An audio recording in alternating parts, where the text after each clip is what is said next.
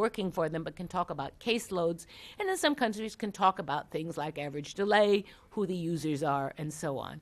So, I mean, the situation is different. So let's not fool ourselves and say nothing got better. It just didn't get as much better as we thought. Now, let's go to Berman and Fox, who talk about 4 reasons in the context of citizen security for why programs fail. And they talk about bad ideas, poor implementation, politics, and lack of reflection. And I think all of these apply. So we'll go on. There are only 10 slides, but I seem to be taking too much time on all of them. Bad ideas. There have been some bad ideas here, although I think the problem is less purely bad ideas than how ideas were combined and applied. As a bad idea, I'd say the World Bank's insistence that better buildings mean better justice, what they mean are bigger loans, is probably a bad idea. But there are also some in the criminal justice codes, the notion that prosecutors investigate. No, it's police who investigate. And the bad idea was that the prosecutors thought they'd be doing investigation. That's caused some problems. So just to go through some of the aspects that make ideas worse than they might be, one of them is reductionism. There's been a terrible tendency in these programs to say the problem was, or the problem is, and then say the law, lack of training, or even worse, when USAID started in El Salvador in the mid-'80s, it decided that the reason the Salvadoran justice system didn't work was because they lacked a judicial protection unit and a forensics laboratory. They put those in and 1 or 2 other things, and of course nothing got better. And then they took a second look and realized, well, the problem was a little more complicated. Also something called formalism, and I actually got this term out of something I've been reading on Eastern Europe, on Romania, where I'm going tomorrow. But I think it applies to Latin America. And it's the reliance on changing laws and structures as being the key to making things better without worrying about what happens to people who are within them. A failure to consider complementary actions that are needed to make the primary ones work. I don't know how many training programs have just done training without ever thinking, once those people get back to their courtrooms on Monday morning, what have we changed there to make sure they apply the training? The argument about judicial ignorance was always exaggerated. They knew what they ought to do, and there just were reasons for not doing it. An emphasis on big choices and a failure to consider the devilish details. For example, judicial council seen as an improvement. Well, there are councils and there are councils. And a lot has to do with, once you set up the council, what it does, what its members think they ought to do, and so on. People think that somehow if we make the change, or from an inquisitorial, whatever that means, to an accusatorial system, whatever that means, things will get better. It's the details, and it's a host of details. And programs, whether nationally or donor-sponsored, tend not to look at these, but just assume, back to formalism, that we change the structure, things get better. Cookie-cutter programs, of course, donors are always, it's what Tom Carruthers called the template, the same solution for problems in every different country. And that's often because the assessments or diagnostics that are done are surprisingly superficial. You could just, and you know, it's just because people aren't given enough time to do the diagnostics, so every country needs training, every country needs buildings, every country needs equipment. Change the name of the diagnostic and it'll apply to 10 other countries. Successful pilots that never scale up. We've done a lot of pilot projects, but the problem is no one's ever thought about how we're going to, it's like the donors like to say, roll this out. And also, there's often a lack of realization that pilots usually always work better in the pilot than they're going to when they're rolled out. And finally, evidence-based methods without evidence. There's been a lot of magical thinking in these projects from day one. And as one of the, Sherman, who has just written a piece for the IADB on citizen security projects, said just because you want it to work doesn't mean it does. It will. And just because someone says it worked somewhere doesn't mean it will in your country. So when you talk about evidence-based, we really mean scientifically evidence-based, which means lots of tests and lots of data. Now, poor implementation. This overlaps with the above, but with some differences. Many programs tend to confuse means with ends. Implementing a new judicial procedure is a means. The end is something else. It may be reducing human rights violations, closing more cases within a reasonable time, and so on. And the same can be said for automation. Automation is a means, it is not an end. And training is a means and not an end. In many programs, possibly because they're not exactly sure where they're going to go or have problems measuring it, measure their success in terms of the means and not the end. We set up a training program, we trained X number of people. But what was this supposed to improve? No baseline and no results specified. Often the results are sort of at the level, and I've seen this in every donors project, it's all going to get better. There will be more access, there will be a reduction in delays, and so on. Of course, we don't know. We have no means of measuring the situation as it is now, and we do not set up systems to measure any improvements. So we don't know whether we got there or not, faith-based. Holistic programs out of sequence. My last act before leaving the World Bank was to evaluate a $33 million project in Guatemala that was supposed to improve justice, and I said it didn't, but the bank didn't like that, but it really didn't. But one of the problems was that they built the buildings and delivered the equipment and maybe did some training first, and then they did the studies that were supposed to inform them. How can you buy equipment when you haven't designed the system or even set up your computer, your plan for automation? But this happens everywhere, and it happens because there are some things that are easier to do than others. And so, particularly if you're in a program that needs to spend money or at least show progress, you do what you can, and you may never get around to doing the important stuff or do it really at the end. Disregard for the quality of input providers. All donors, whether they are the banks or the bilaterals, depend on consultants or consulting firms. Every IT firm is not an expert in case management systems. I was in Mexico where the Mexicans were going to pay for their own, and I was advising, and they decided they wanted Oracle. For a system that was a case management system. And I said, well, what do the people from Oracle know about judiciaries? And they said, well, that's okay, they'll hire someone.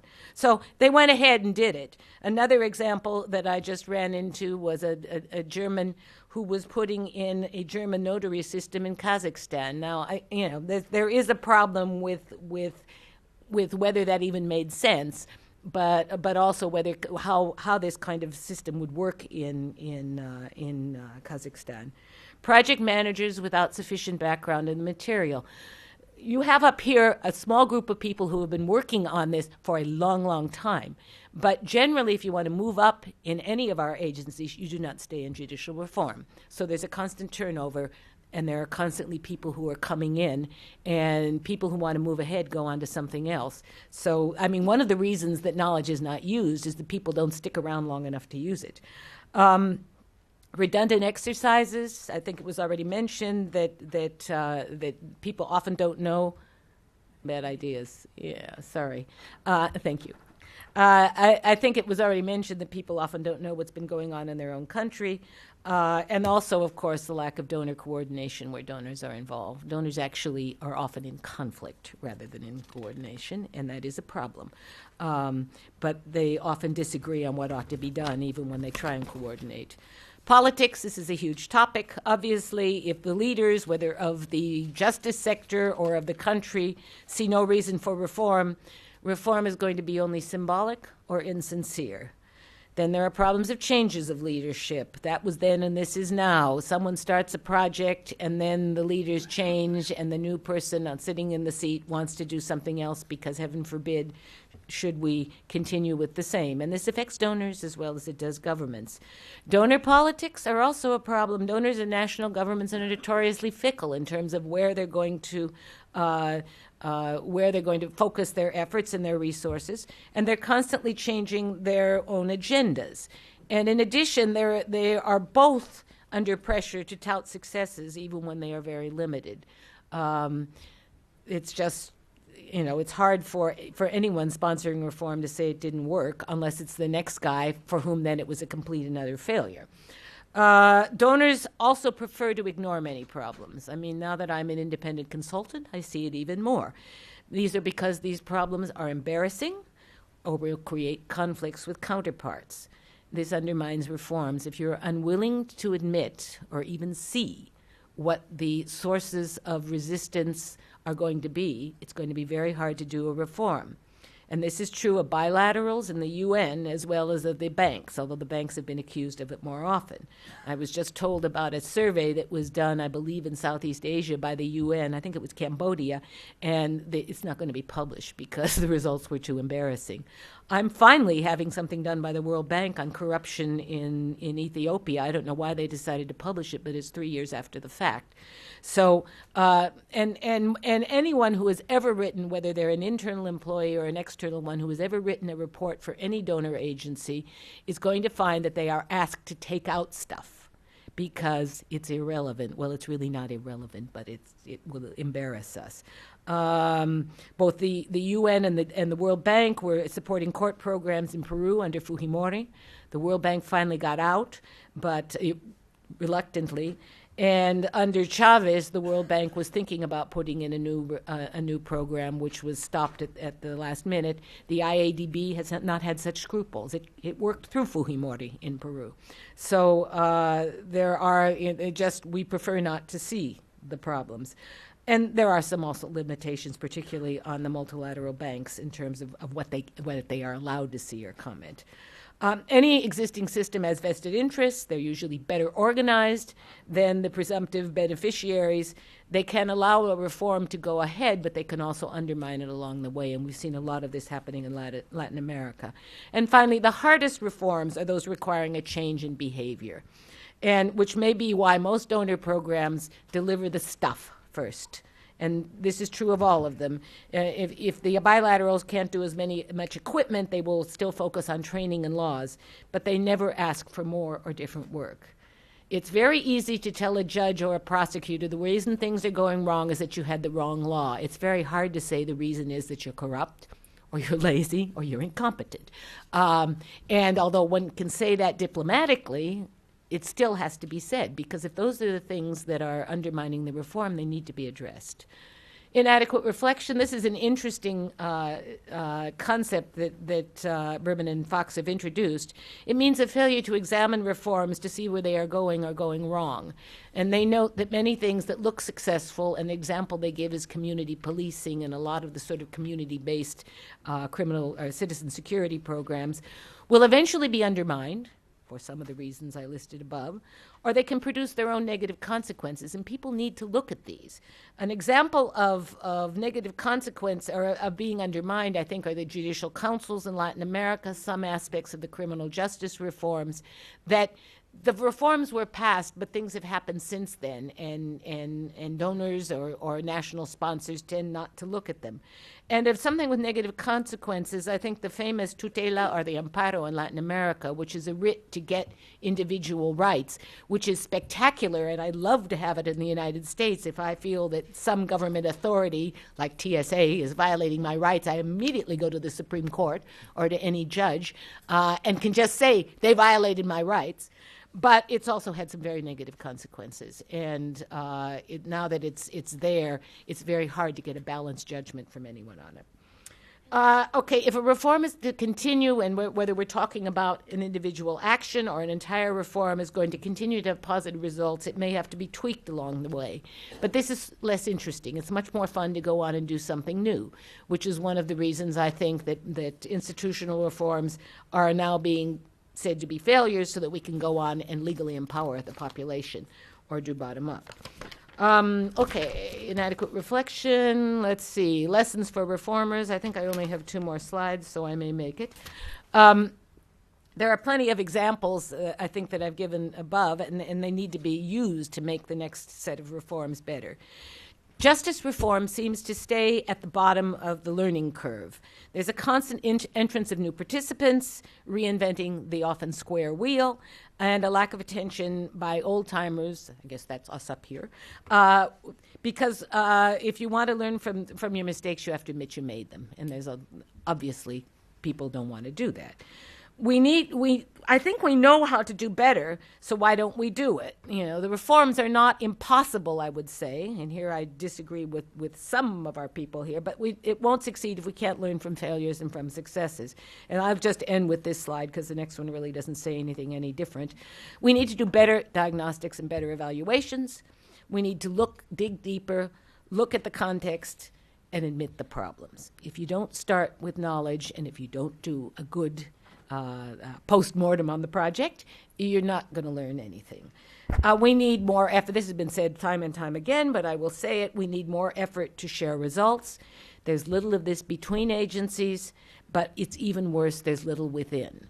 Now, partly it's because people don't have time to review what's happened, but partly it's because there really is no effort to encourage this kind of information exchange. And for the last 20 years, I've been hearing people say we need to share information, but it doesn't happen. We need better expertise within organizations.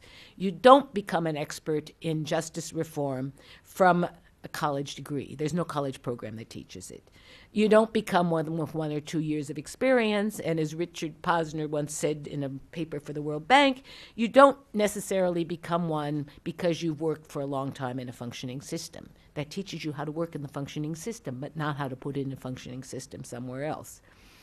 And also, and this is something I've seen happening increasingly, it was always a problem in the World Bank, it's now become a problem with bilaterals, you don't become an expert managing from a desk. You really need to go out and look at the project. And for a variety of reasons, people are no longer encouraged to do that, and in some agencies never were. We need to recognize, finally, the limits of donor expertise. We or our consultants know how to do some things, and they tend to be technical. By that, I don't mean technological. I mean things like how to set up a public defender system and how to supervise public defenders. That's a technical thing. We don't know how to build a just society, and we're not even in a whole lot of agreement as to what a just society is. So I think we need to focus on what, as donors, and also as national planners, focus on what you know and regard the others as a longer-term project, which is really not the business of the justice sector. It is highly political. And finally, on the new era of bottom-up reforms, which I hear all the donors talking about now, I don't think they're likely to do any better. They have no historical basis behind them, really. It's a lot of wishful thinking, and my suspicion is if that's the way we go, in 10 to 20 years, we're going to be saying, didn't work, we're going to do something else. And that's it. And thank you. Maria de Collias has been working for the better part of 2 decades in the World Bank on judicial reform projects in Latin America and in many other regions of the world, the former Soviet Union, the Middle East, and Asia. Maria, you have a tall order. There have been lots of critiques of the way the international donor community has approached this issue. I don't ask you to speak entirely, in defense of that effort, but we certainly welcome your remarks from the inside. Thank you. Thank you very much. Yes, it is a very tall order, and I think I'm in a very good position because I'm not running the rule of law program in the bank, and I have been fortunate enough to see different areas of the bank throughout my 20 years there, and now work on policy issues. So I'm not going to address each and every critique because it would take me a very long time. Lynn and I have worked together over the years, and I know several people here. So I'll leave it to the discussion, and I'm happy to answer questions as we go along. I'll try to keep it short because I know that time is of the essence. I think you do want to leave it for some discussion. Yes? Absolutely. Okay. I guess I just really want to start out with something that Julio said, that law now is, from the development aspect, has been used as a means or a component for growth rather than law as development, and whether those are really in conflict. I think we have been discussing that over the years, at least in the last 20 years, whether one is better than the other. And to be honest, I'm not sure that it I think it's become sort of an academic issue. If we really want to get on the ground and do things, we have to accept that both are happening, both are necessary, because we do have things like corruption, the emphasis on corruption, so law as a means to address anti-corruption measures, land issues, indigenous people. Law is used as a means. Do you look at law, rule of law, as a means to an end? Well, when you're in an organization of 10,000 economists and only 200 lawyers, you're not going to get as much traction. And over the years, law as a means to, it's really become a means to an end, as part of the governance agenda. So I was interested to hear that we're not spending enough time on governance, because over the years I think we spent an enormous amount of time on governance and not on the rule of law. The rule of law was a subset. We had endless discussions within the World Bank whether it was the rule of law or whether it was the rule of law as a subset of governance. To be honest, I think it's a waste of time. You can look at it one way or the other, but as long as you do it, I think it's okay. So looking at it from a holistic point of view, I think is important, because there are so many different components of the rule of law or of justice reform, and you really, one aspect or one component does have an effect on others. So you don't, for example, you focus on tax.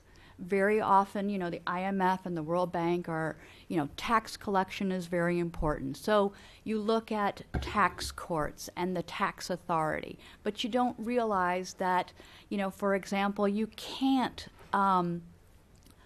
garnish somebody's wages unless you go to court. So then you have to look at the court system, and very often that is overlooked. So you do have to look at the different pieces to the puzzle. But you can, I think it's important to acknowledge that these other sectors are going to touch upon the rule of law in some way or another. And I think that comes back to just making sure within an organization that there is communication, there is coordination, that there is an understanding of those things. And yes, everybody's very busy, everybody's very, they are in perhaps their own sector, but there has been some structural changes within different organizations to try to help improve that coordination. Is it perfect? Absolutely not. Can we do better? Yes. In terms of whether the reforms have been a disaster, I agree. I think it's really, that's a real exaggeration. I think that there have been quite a number of successes. I personally feel that the expectations were too high, that 5 years, a 5-year project would mean a great deal of change, a lot of improvement, huge success, that we could just say, we improved the rule of law, everything is now just, fair, efficient, and there's integrity. I think you can say that there has been improvement, but I think we all recognize that these are long-term projects. I would agree with what Lynn said about ADR. The consejos, you could say, some are good, some have not been as successful, but they have improved participation from outside of the judiciary. Participation in the justice sector from other disciplines. I think that's a positive statement. Could you define ADR? Not all of us are familiar with Alternative dispute resolution mechanisms. Mediation, arbitration, conciliation.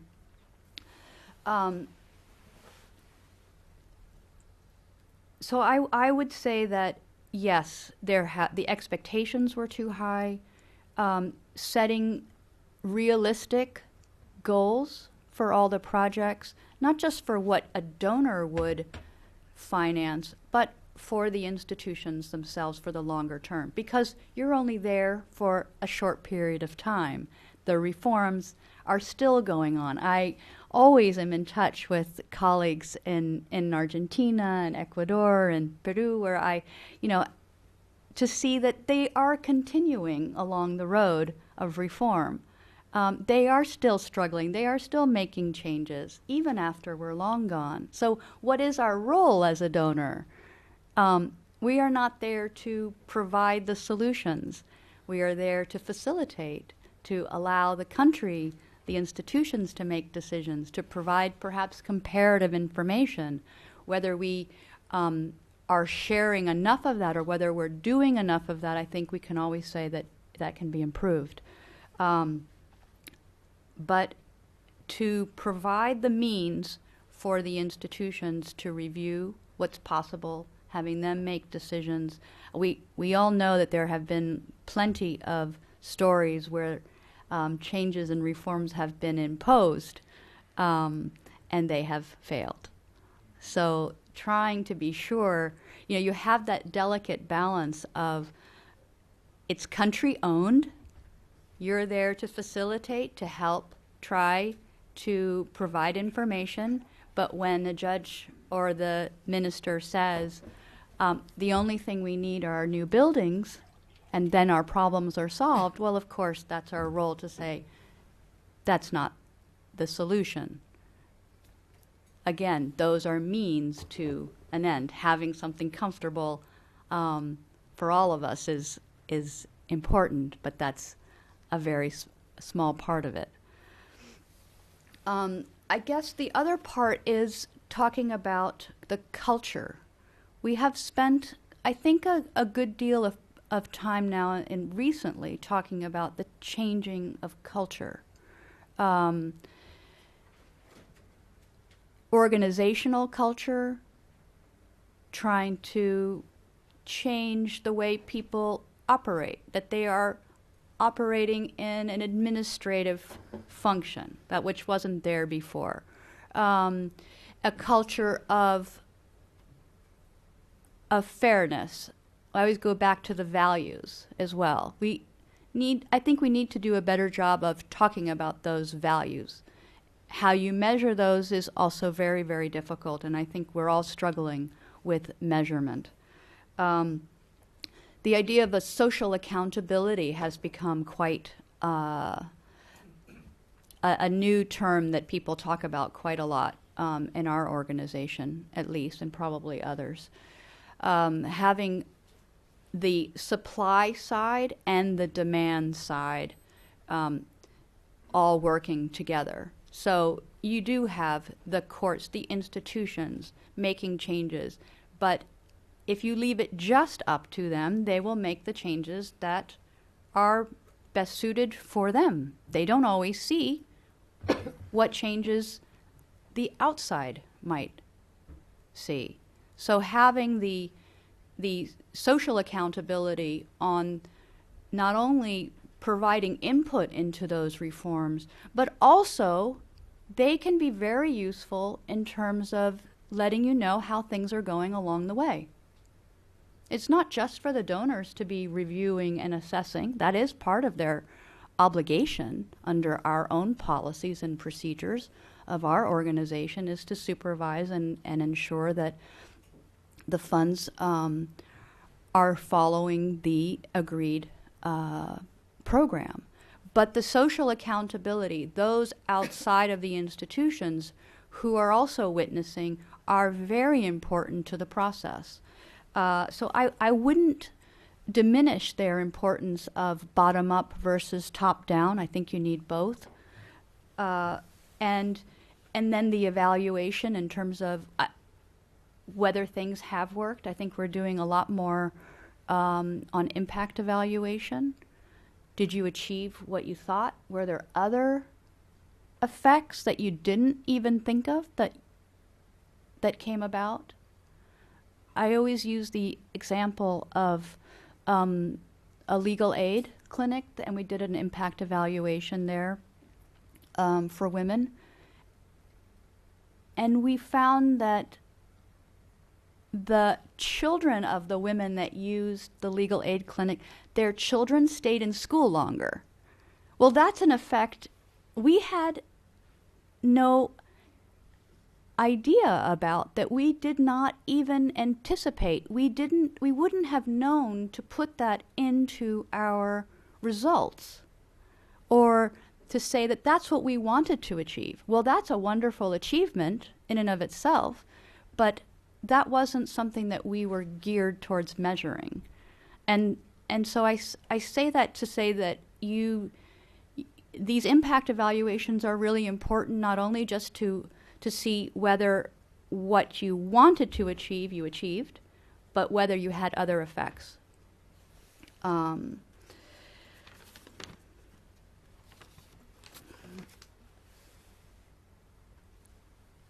the politics, I think that's it's an important issue to discuss. It's also very important to differentiate politics, because from the institution where I'm from, our articles of agreement prohibit us from being involved in the politics of a country, from interfering. That is that's just sort of our articles of agreement, our constitution. That's not something that we can change. So you take that, but having knowledge of the politics, understanding the political economy that you are dealing with is very important. And very often, because our official counterpart is the executive branch, specifically the Ministry of Economy. So we are obligated to always go through the Ministry of Economy. Maybe you could assess that maybe that we were not in a good position to be working on rule of law reform, because that is who we have to go through. That's an obligation. Doesn't mean that we don't work with the judiciary, but it means that our official counterpart is through the executive branch. And very often we have been put in difficult positions, but I would say that we handled them delicately and with respect for the independence of the judiciary, to the point where we were put in a conflictive situation. But we did it, and I think we did it successfully.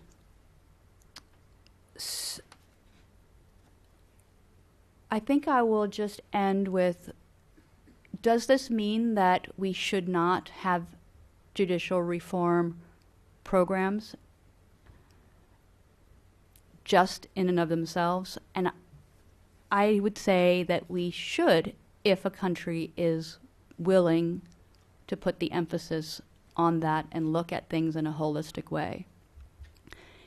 If you have a country that is not willing to do that, but is willing to do it in a more piecemeal, you have to be able to say that if you can achieve certain goals and with more isolated components, that should not prohibit, or it shouldn't tell us not to do it. And whether we should, and I think that goes back to how we started, whether we need to look at this as a means to an end or an end in itself. I think we have to be prepared to go both ways, do it responsibly with all the information that's out there, with all the research, and sharing as much information with those countries to give them the ability to make decisions and how best to make those reforms. It has really been an honor and a pleasure to work with many of those in charge of the reforms in the various countries, and you do feel like you are there to serve them and help them, because they are the ones that will be there for the long term, and not us. So I will end there. Thank you. Maria, thank you. From the perspective of a practitioner, I think challenging us to see some of the little rays of light that might exist in an otherwise rather gloomy scenario of the comprehensive results. I'd like to open it up to our audience, invite you to make a comment or a question. Please wait for the microphone and then identify yourself. While we're doing that, I'd like to thank Veronica Colon Rosario of the Latin American program for her assistance, also our interns Julie Anderson and Melissa Nolan for their assistance with putting together the program. I have a gentleman right here. Julie, if you could bring the microphone up.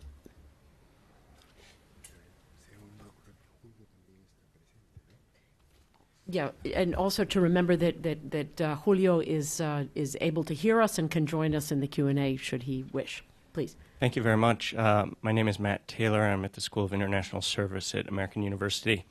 I had one very factual question for Alejandro Ponce, which was whether your index allows you to track the evolution of these countries over time, because that would seemingly be an interesting result as we think about the effects of reform.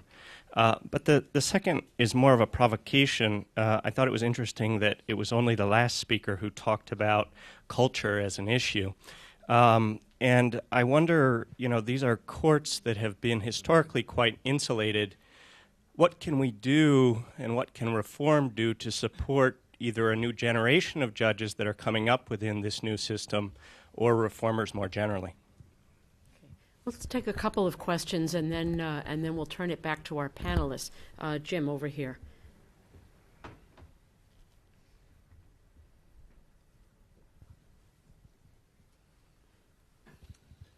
Thank you. Jim Michael. I'm now an independent consultant like Lynn. But I've worked with, or read, or argued with, I think, everybody on the panel at one time or another. And a former Assistant Secretary of State for Latin America. I really appreciate the work that all of you have put into this, and want to thank Cindy for organizing this wonderful reflection. I've been bouncing around with this subject matter for 30 years, but I'm just back this week from a meeting of the governance network at the OECD, and I'm having a little disconnect issue here because there are people who are talking about rule of law and governance issues in Latin America and everywhere else. And some of the things that people are worrying about are the same issues that people are talking about here. And I guess one point I want to make is that it's not exclusively a Latin America issue, and it's not exclusively justice systems. What we're talking about there was effective states that are able to provide stability, security, and that are able to manage economic conditions, that are able to carry on basic functions of a tax system and a budgeting system, that are able to provide justice, protect rights, and dispute resolution, and are able to deliver services, education, health, and so on. And this has to fit into that. And I think something that Julio Fonda said about putting this into a context of governance really has a lot of validity.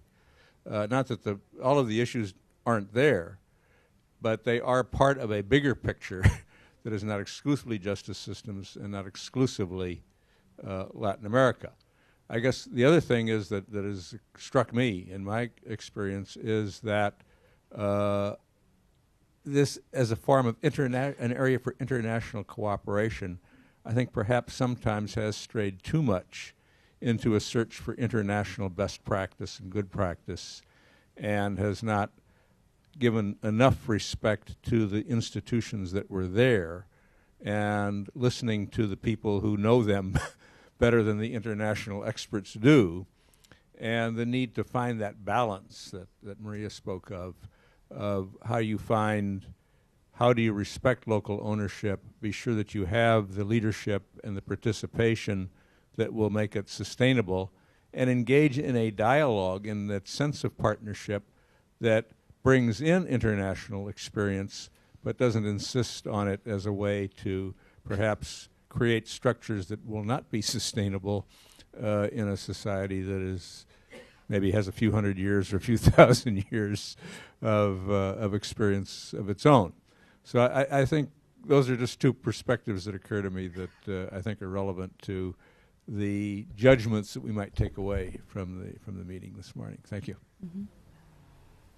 Okay, let's take this woman here in the green and black, and then we'll go to Tani Adams. I think we're going to have a second round because there's a lot of hands. So we'll come back to our panelists. Yes, please go ahead. My name is Meredith Keller. I'm with the Wilson Quarterly here at the Wilson Center. I have a question for Luis, but also for everyone. Corruption is something that's notoriously really difficult to combat, largely because the short-term interests of the actors and politicians involved doesn't align with kind of the long-term project of combating corruption. And so I'm curious about just hearing everyone's thoughts about the issue of combating corruption in terms of changing kind of some of the issues that we're talking about. It goes back to the cultural issue, I think, that was raised initially. Let's take Tani, and then we'll go back to our panelists, and we'll come back for a second round. Right here. Julie, if you could pass it over. Yeah. Thank you, Cindy. I think these are really wonderfully useful presentations, and I'm wondering, I'd like to ask a question particularly of Luis and of Julio. Luis was suggesting that basically you have, if you summarized it, there's a knowledge problem, a strategy problem, and there's no constituency because there's more support for different kinds of justice systems is what you're proposing, what you're observing, and that's been my observations too in my own work on violence. And then Julio was saying, you were suggesting basically that rule of law reform in its present form cease. We stop and we start something else. So I'm wondering if both of you could address the question of what now? What would be what we should start to focus on? And I want to specify the question. What would be a realistic approach? What would be a realistic way of thinking about processes, locally driven processes, to forge systems and societies that are more coherent, more socially cohesive, and work as societies. I mean, work socially, economically, and politically. Because I think, and this basically gets back to the basic question of culture. There has to be something that works at an integral level, from the social aspects, from the economic aspects, from the political aspects. Where would we start? Perhaps we'll start with that last question. I'll invite Julio to respond if he'd like to the question, and then we'll take the comments, hopefully brief, of the panelists so we have time for another round of questions. Julio. Thank you. There's so many things and so many interesting questions. And I think the main point, particularly the last question, is actually where do we start? I mean, I would actually start by making sure that development assistance and any other form of assistance takes into account that democracy we have to prioritize democracy. We have to ensure that rule of law projects and rule of law activity work with democracy to deepen democracy. And by democracy I mean, self-determination of everybody in a particular unit, and also self-development of people with equal opportunity. Now, I think that, of course, this sounds very big, and of course, Maria, her colleagues will probably say, you're very academic, and I take that as a compliment, not as a term of abuse. But I think that, my concern about the rule of law is that we've been discussing projects, and what some people call projectizing, making, rule of law as various different projects that somehow never link together, is one of the problems. The problem is that, the World Bank promised a comprehensive view of development. It even recruited Amartya Sen. In fact, Maria Arcolias had introduced him to a meeting in the year 2000, and he argued, even if economic growth, even if law did not contribute one iota to economic growth, I think we need to have the rule of law. And I would say that for democracy. So therefore, I think we should rethink whether all these projects are actually supporting a conception of the rule of law. And that conception of the rule of law cannot come from the bottom up or the top down. I think you have to look at each country has a different way of doing things. And of course, doing it in this way, you have to be very careful about the concept of culture. First of all, culture cannot be changed overnight, and secondly, culture should not be changed from outside. Thank you. Luis, do you want to take that next? Okay. First of all, let me say something about my impression on a particular issue that has been taken by a couple of our colleagues here on the table. Is a disaster? Has been asked twice. Well, I want to tell you that sometimes you find that it's a disaster in some particular situations. For instance, in my work, my field work, I especially work with the judicial decisions. And when you read judicial decisions produced now, in some cases, in some countries, you feel that this is a disaster. Having said that, I go to a couple of points pointed on now. I think that the cultural problem is crucial, really. I try to mention it at the end of my presentation, because this culture, this civic or legal culture, supports what is the justice system now, and it's an obstacle to reform it. The question is how to change that, and that's a very difficult question. But what we know now, up to now, is that, it was mentioned by Alberto, is that the law schools are forming the same way, most of them are preparing the lawyers in the same way they used to prepare 40 or 50 years ago.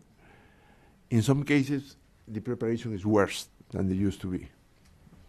We are not going into the subject, but the quality of the law schools now in Latin America is decreasing, in fact. So we have a big problem there that has been not put in the agenda of the justice reform. And it's very important because its consequences affect directly justice reform. Corruption. I have mixed feelings about corruption. When you check the polls, corruption seems to be a very important issue in justice systems in Latin America. However, when you try to specifically ask about, did you pay a bribe in your process, the level of corruption decreased dramatically. I don't know why there is this breach between the general impression we have about corruption and the facts as far as it's possible to go into this matter. So I think that corruption is a big issue, but it's a very, in the way that is being lived in the justice system, is very different from the Latin American societies suffer as corruption in other ways. Is it possible to request from justice being less corrupted than the countries are? This is a point of view very important, not only for corruption, because I think that we should ask to justice no more than the society could change. So for that purpose, the point is crucial. And finally, the most difficult question, what now? Well, I agree completely with Julio that the way in which the international cooperation has worked up to now must cease. But there is a good news, maybe. It's ceasing, in fact. The main sources for justice reform in Latin America are not more interested in the subject. I am thinking in the World Bank, the Inter-American Development Bank, and the USAID.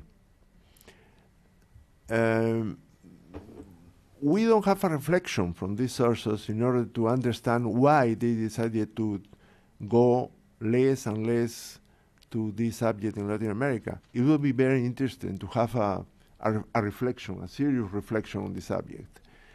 But the fact is that they are not going anymore, or they are going with minimal amounts. I think that a starting point is a good balance of what happened in this subject. This balance has been tried. I don't agree with Lynn.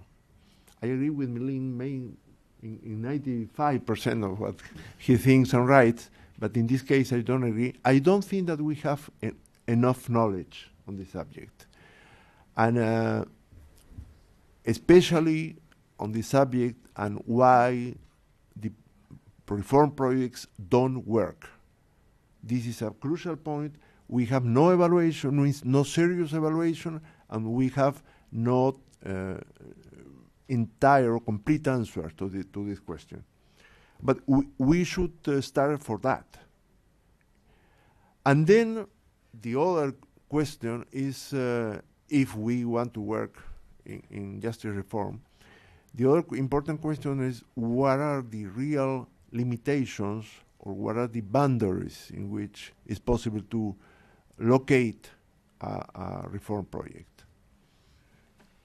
Alberto. Sí, tres pequeños comentarios nomás. En primer lugar, me parece muy importante, creo, coincido con Lina acá, en separar los problemas del rule of law de los problemas de administración de justicia. Son dos situaciones y dos dimensiones conectadas, pero que tienen problemas y discusiones totalmente distintas.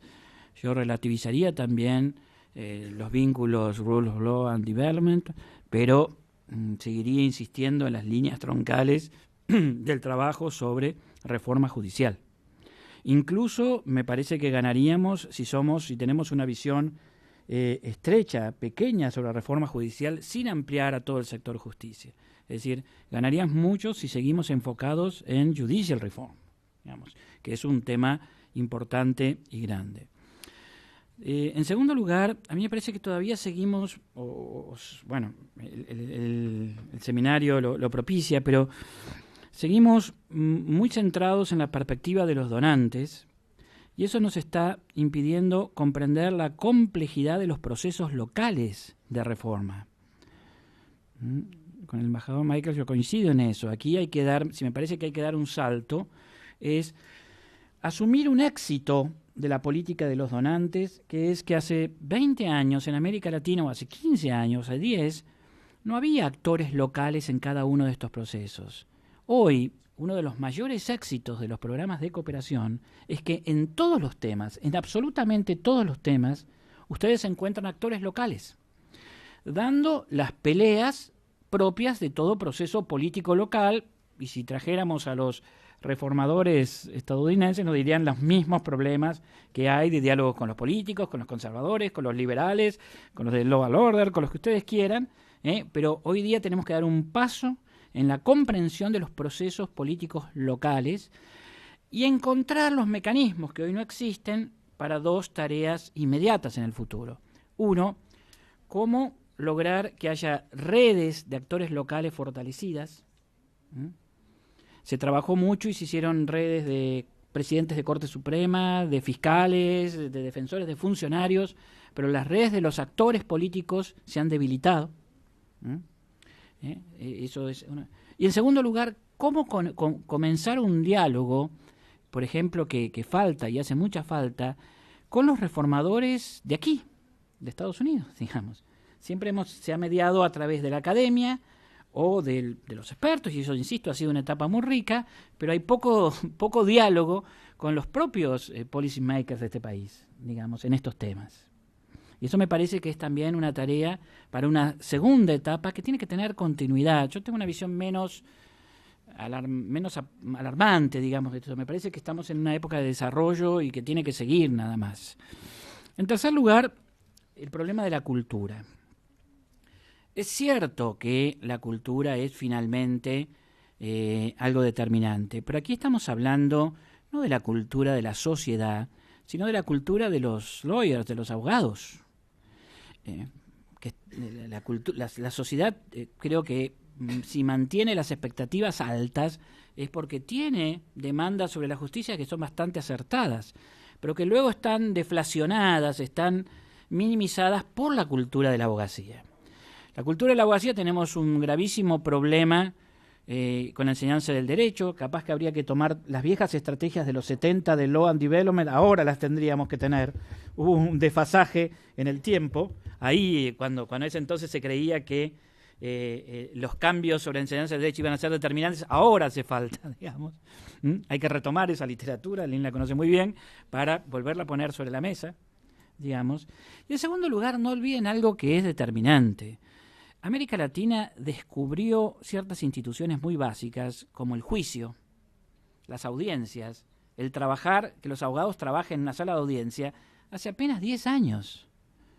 Es decir, no podemos pretender que en un continente que descubrió hace 10 años cómo trabajar en audiencias, provoque cambios en la enseñanza y en los adiestramientos muy fuertes. Me parece que ahí lo que no hay que hacer es soltar esa línea de acción. Y de hecho, una de las grandes debilidades que tenemos es que el proyecto de oralización, lo llamamos en América Latina, de la justicia civil, de establecer una justicia civil trabajando por audiencias, aunque no todos los casos lleguen allí, genera un paradigma de trabajo, se ha debilitado, es el que más se ha debilitado. De todos los procesos iniciales, el que más se ha debilitado por razones que tienen que ver con su dependencia del conjunto de la abogacía. En América Latina se ejerce la abogacía en el mejor de los casos como en el siglo XIX. Allí eso está generando una debilidad. Entonces, lo cultural va a ser el resultado de las prácticas institucionales, de la práctica de la abogacía. A mí me parece que tenemos que ahora dar un paso más hacia tocar terreno en estas nuevas realidades de América Latina y darnos cuenta de la innumerable cantidad de nuevos actores peleando que hay ahí. Sure. Go ahead, Alejandro. Thank you. Yeah, just very quickly, just for self-interest, I'm going to pick the easiest question, which is just on the issue of that you're mentioning, Matt. There are the answer is twofold. So the first one is we're collecting data this year. So probably next year we're going to try to or be able, if you want to have the capacity to have several years with information. The issue of whether we will be able to measure progress or reform obviously depends a lot on the scope of the reform and the scope of the specificity of the indicators. Just very briefly on the question on corruption, obviously I don't want to give any recipe for it, but even in the issue of assessment that Luis was mentioning very briefly, I have looked at a lot of these surveys on corruption. First, it's very difficult actually to ask these questions because it's something that people in general are not willing to tell truthfully. But even though there is not so much bribing, and there are differences here, police is more corrupt than the courts, but there is not so much bribing. Still, there is the issue of influence, and in general, this perception that the people in the courts cannot receive justice or go against the powerful, so which sometimes is confounded or confused with the general perception of corruption. Okay, I think I've detected three themes that sort of join the questions. First, on corruption, I don't think it's that hard to combat certain kinds of corruption, and there are technical means for doing it, in whether you're talking about police, prosecutors, or whatever. So I'm not sure whether you're talking about the bigger corruption or what. But for example, I've seen courts that simply, you don't let the lawyer get beyond the reception desk. That cuts out a lot of corruption because a lot of it occurs in dark little corners where someone's able to slip money into a judge's pocket. So there are ways to do that. But it comes back to the question of will, which I'll leave for the last question. On culture, there's a legal culture that affects reform in this country and in most countries. It's not just something in Latin America. Lawyers live by litigating or by providing advice. Sometimes I think now reflecting back on 25 years, have I been trying to find ways to make a system work that really needs to be changed from top to bottom? I mean, I don't know. The whole model, the courts are, no matter how much you modernize them, are still very ancient institutions and not very effective ways of doing sorts of things. But lawyers depend on them. But I wouldn't say that it's a problem just in Latin America. There are some odd aspects of Latin America. Trying to get people who are, whether they're oralized or written, to just stick to the essential elements, it's very difficult. I sat in on basically an arraignment that lasted 4 hours for one person in Colombia because no one would shut up. And then after someone spoke, they handed over their written script so the others could read it. So, I mean, there are some weird cultural things that need to be combated. But the legal culture is a problem everywhere. And it's often criticized in this country and in Europe as well. On the question, and this Matt started it, with how to get people to change, I think Alberto's suggestion, I've rechristened you, about how to get people in touch with reformers in different countries is an interesting one. There are countries, and not just the United States. I've been very impressed with some of the things that have been happening in the Netherlands, in Sweden, that have, for some reason or another, their courts have taken hold. And as the Dutch judges said to me, we knew that if we didn't do it, someone else would. But to get some kind of that conversation going might be very helpful. Because one of the negative aspects of these reforms is that the judges in most countries now have everything they want. High salaries, big budgets, control of the budgets, training, and nice buildings and equipment. So why should they change? And the lawyers may not want to change either. We did a diagnostic of the use of judicial statistics in Brazil, almost zero, but along with it a kind of political economy diagnostic of who was interested in reform. And the sad conclusion was you couldn't find any of the principal stakeholders that really had an interest in making things go faster, which was one of the reasons for using statistics. Judges don't care. There'll always be work the next day, and the lawyers often build on the length that the case took. Just quickly, I think you can talk about culture in terms of like the service. If you discuss in terms of with judges and staff that they need to change to create a service culture. We've talked about that quite a lot. What does that mean? It doesn't mean that you don't deliver justice. It's just how. It's with respect. It's efficient. That is a change. It's a change that's required. What are the principles? What are the values that you want the public to see? And that also goes to take into account the corruption issues. And I was listening this morning to NPR, and the general counsel for Siemens was talking about, they asked him this question: have you been able to change the culture since 2007? Yes. Why? Because they gave those that came forward the ability to stay on and continue working and not be prosecuted. Those that didn't, they prosecuted, they were fired, and they took very clear, serious action. I think this culture means that everybody has to get together. There has to be the models at the top demanding that people are treated with respect, that it isn't just those that are powerful, that know the judges that can come in and walk in and have lunch. And just to pick up on another comment about that these are topics that are being talked about all over the world. I agree. I spent a year in London helping to evaluate the UK reforms on governance and rule of law. And it was just so wonderful to see that developed countries are having the same issues. And they are looking at this in the same way. Granted, it was a wonderful thing to be able to see something that was very successful in a short period of time. In 10 years, what they've been able to achieve is, and they were being hard on themselves, that they didn't achieve enough. Well, that was my job, to bring to them what other countries were going through. And when they heard how they were doing in comparison, they felt a little better, but they're still hard on themselves, I think, a little bit too much. So nobody's alone. I'll take probably 2 or 3 more questions, but then I actually have a question for everybody, which is to ask how a number of commentators mentioned the lack of constituencies for reform.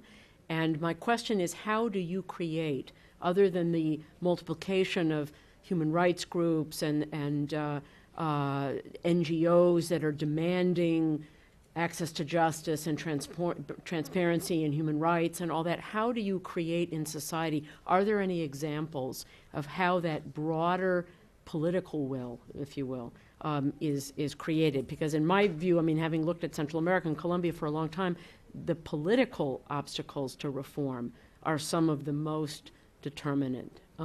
Anyway, yes, this woman right here. Thank you. My name is Lauren Burnson. I'm with Partners of the Americas. And a few of the panelists spoke about sharing knowledge. It's important to share, and that maybe there's information, but it's not being communicated. That's a big component of what we do as an organization. We have a lot of exchange programs, and one unique example around juvenile or justice reform with Minnesota State and Uruguay. And through a very grassroots exchange, they've worked over the past 6 years to implement a parole system, other reforms in the prisons, early intervention programs, and then throughout the government and other levels of society. So now we're at 6 years out of that project, and we want to share it across our network. It's a very successful model, and we want to share it with other countries and highlight what's been done, and if there's interest, support them in doing that same project. My question to you is kind of taking off what Cynthia just asked right now. How do, either what do you suggest or what ideas do you have to provide incentives or to motivate not only government but civil society in these countries to want to make these reforms, to not only highlight that it's financially viable and it will have savings, but what other ideas or suggestions do you have to promote the desire to make these reforms in these countries? I have up front here, Julie. Thank you. Katia Salazar from the Due Process of Law Foundation. I think for time, I have a question for Alberto. Maybe I should switch into Spanish. Okay. Just 2 comments, 2 questions, 2 reflections. I agree with most of you have said today, but there are 2 things that I haven't really heard, and I want to know your opinion especially, but if anyone else wants to comment, I would really appreciate it.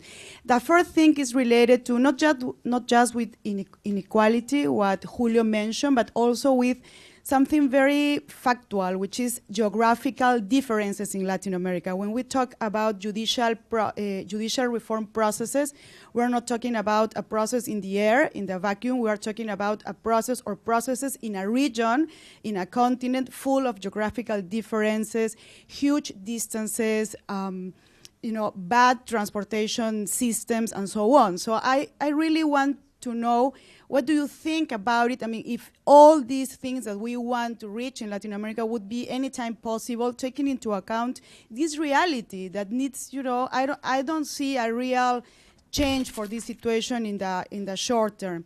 And this is related to my second point and question, and this is the role of indigenous law. Because from my experience, what I see is that in most of Latin American countries, most of conflicts, especially in the interior of the countries, are not resolved by formal law or by the formal system, but by indigenous systems or communal systems.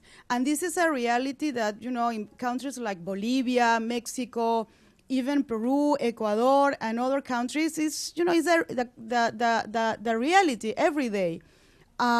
Just in Colombia, 2 years ago, in Bolivia, the Inter-American Commission of Human Rights published a report saying that in Bolivia, you find a judge just in 23% of the territory.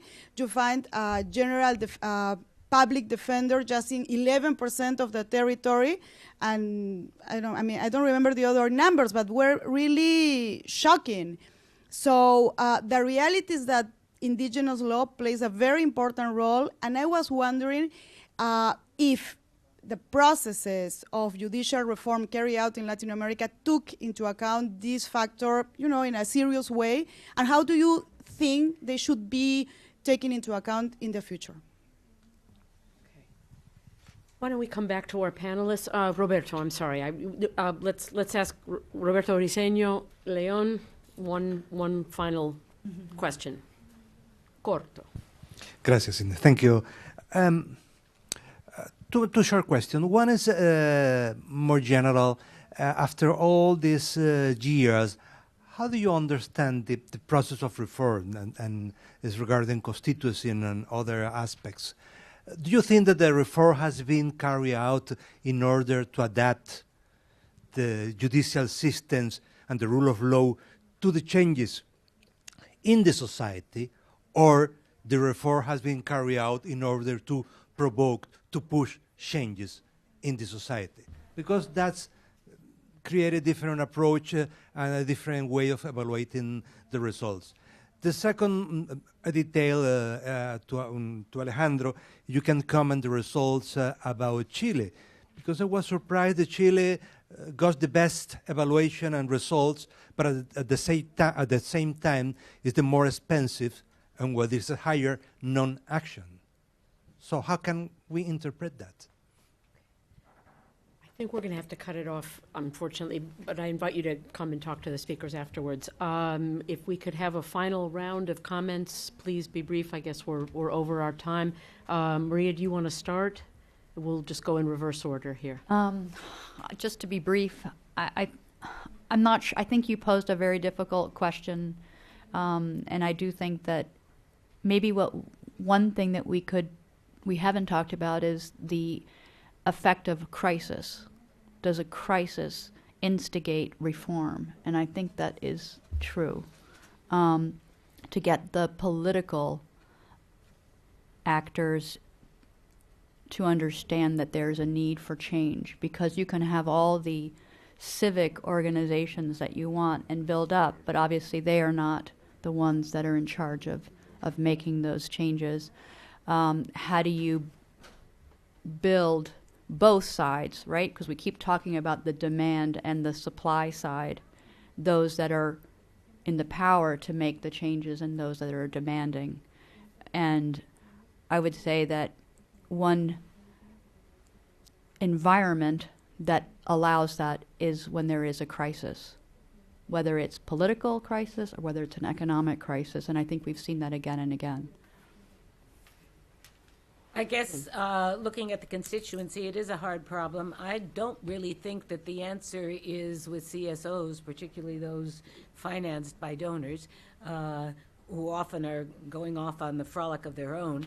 I think here, maybe it was where research could help to find out how these things got started in countries where they did work, or at least where there's been more accountability on the part of the courts and the police and so on. What was it? Was it a crisis? Was it something else? Was it a bad rating? I think that may be the way to do it, but I don't think that our financing, for one thing, I think in many of the middle-income countries, our ability to finance NGOs is going to quickly. I think Egypt is just the beginning. People don't like us messing with their politics. Alejandro.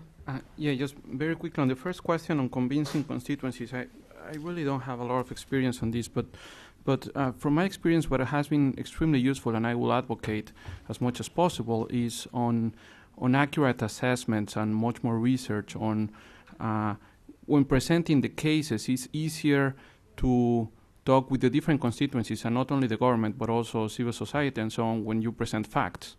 And facts can range from just polls to qualitative analysis and so on. It's easier to discuss the pros and cons of each one of the proposals and the possible impact of one of each one of those, as well as the not necessarily and promote not necessarily sometimes the one that has the most impact, but sometimes ones that are easier or that somehow there's more political will for that. So regarding your particular question, this is something that actually is very interesting. As you mentioned, just Chile scores very highly. on the access to justice. However, it scores as one of the most expensive. The mechanisms, I cannot tell you why, because this is just is mainly coming from the polls, but it's at the same time it's not surprising in the sense of many developed countries face the same problem.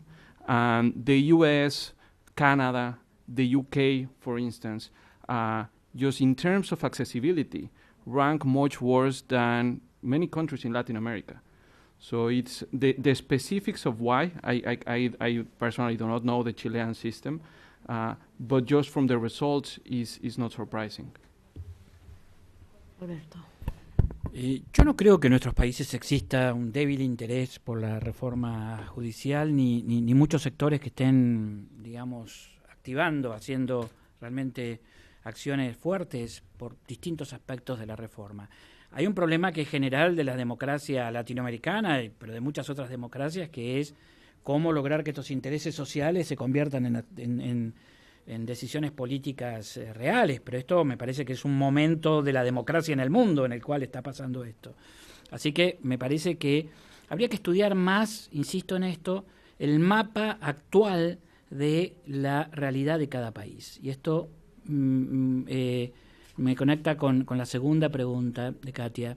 Posiblemente estemos terminando una etapa en la cual sí podíamos hablar de la reforma judicial de América Latina. Pero me parece que pronto esto va a tener que acabar, porque insisto, por ahí no estamos viendo uno de los mayores éxitos. En estos 20 años, América Latina entró a un campo de juego distinto.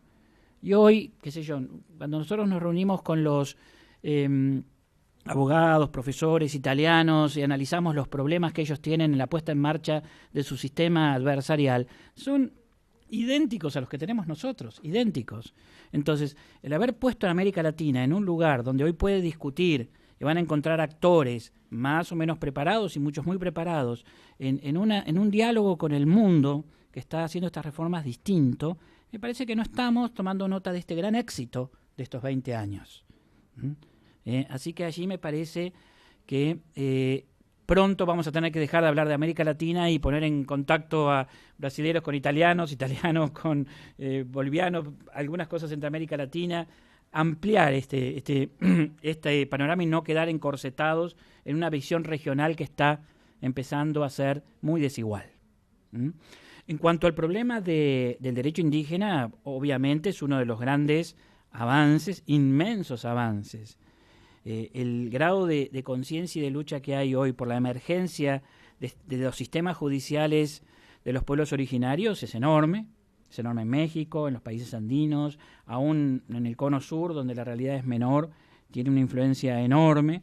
Todavía ahí hay, me parece, una ausencia de conocimiento y de políticas más grande, porque no es fácil la creación de las lógicas del Estado multicultural en América Latina, en África o en Europa, digamos. Esto también me parece que es un problema nuevo y todavía no está tomando la centralidad que merece.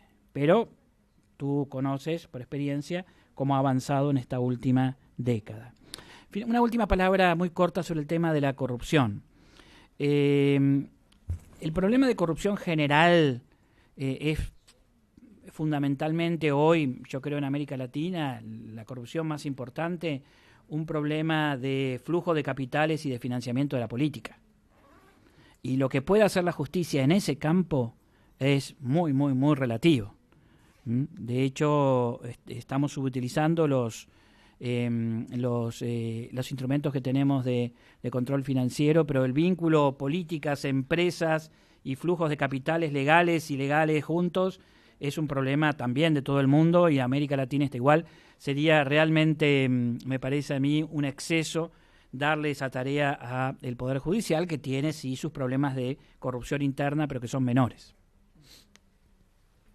I'm going to give Luis Pásara the last word and go back to Julio, whose transmission might end before the end of this seminar. So, Julio, if you'd like to make a final comment, not obligated, but if you wish, please. Yeah, I would like to make a comment. First, thank you for inviting me. This has been really interesting. I hope that you do, if you follow it up with another event of this type. Just very quickly, on the question of the state, I think that, we don't know enough about the state in Latin America and about the state in other developing countries. The reason for that is that lawyers have not been studying the state, and economists and political scientists in the USA and Europe apply theories which it's a one-size-fits-all. The game theory or rational choice. We don't have studies about each particular state. How is Argentina different from Guatemala, et cetera, et cetera. So this is a call for academics, and I think academics should actually do something about it.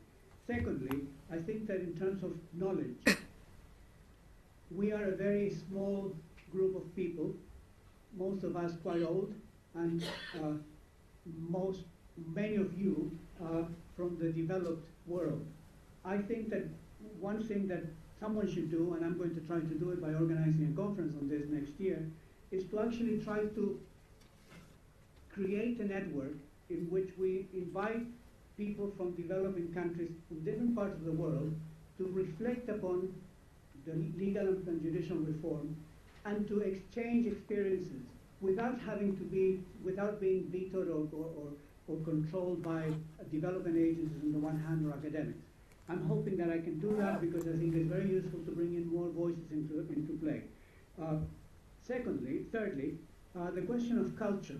I must say that I'm a little bit disappointed at the way that Latin America is being portrayed. We seem to be portrayed as rather hopeless people who are unable to get it together, who make very long speeches, or who don't know how to operate even the simplest bureaucracy. Now, perhaps this is true in the case of some some judiciaries, and maybe all judiciaries, but it is definitely not true in other areas of social life. I mean, for example, let me just tell you about Chile, briefly.